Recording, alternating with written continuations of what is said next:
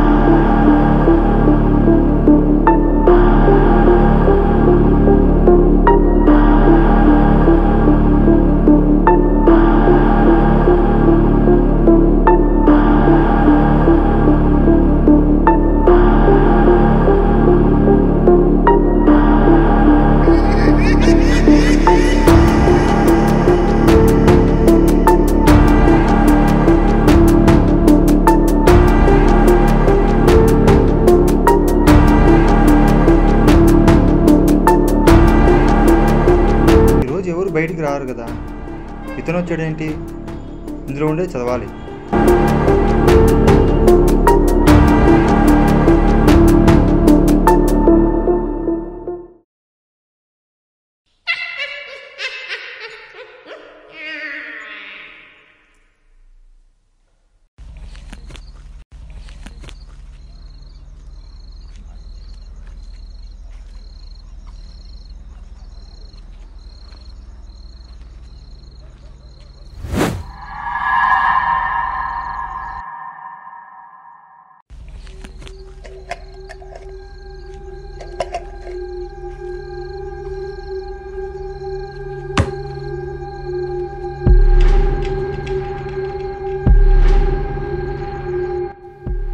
ఈ పుస్తకాన్ని నువ్వు తప్ప ఇంకెవరు చూడలేరు, ఇంకెవరికి అక్షరాలు కూడా కనిపించవు.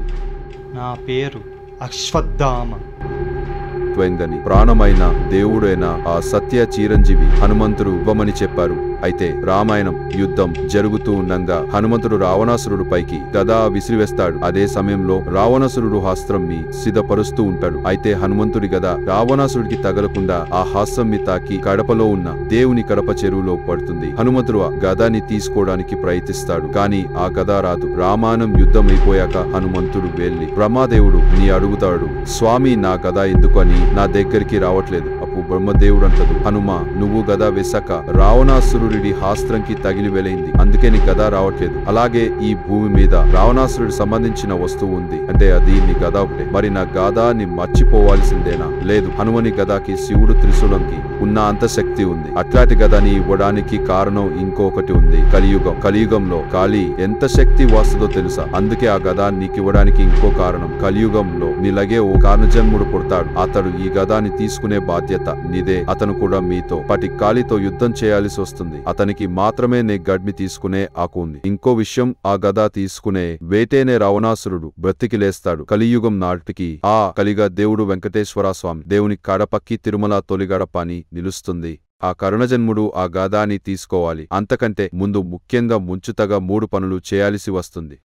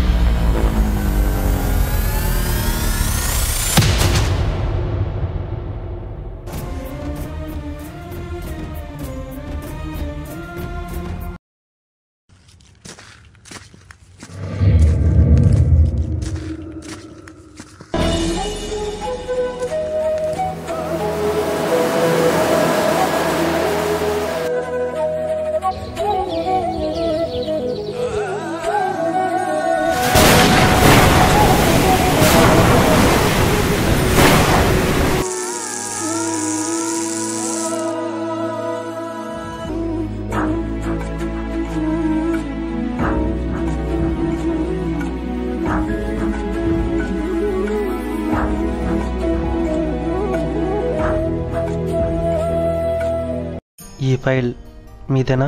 ఫైల్ వదిలేసుకున్నారా? వదిలేసుకోలేదు, నేనే పడేశా. ఎందుకు? ఇందులో ఉన్న మంత్రం ప్రయత్నించా కానీ ఫలితం రాలేదు. ఎన్నిసార్లు ప్రయత్నించావు? ఒక్కసారి. ఏదైనా అసాధ్యమైన సాధించాలంటే ఇది నేను తీరుతాను. ఒక ఎగ్జాంపుల్ ఒక పట్టుదలతో మళ్ళీ మళ్ళీ మళ్ళీ ప్రయత్నం చేయాలి. అప్పుడు ఏదో ఒక రోజు నువ్వు విజయం సాధిస్తావు. సరే, మళ్ళీ ప్రయత్నిస్తాను.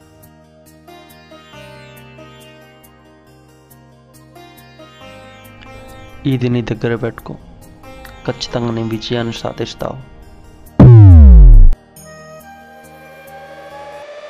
మనసులో స్మరించుకుంటే నేను వింటాను.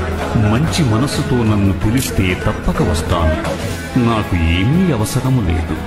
ఒకవేళ మనసును శివమయంగా మారిస్తే ఆ మనసే శాంతి నిండిన కైలాస శిఖరం. అది నా సుందరమైన కాశీ. అదే నా ఉజ్జయిని నగరం.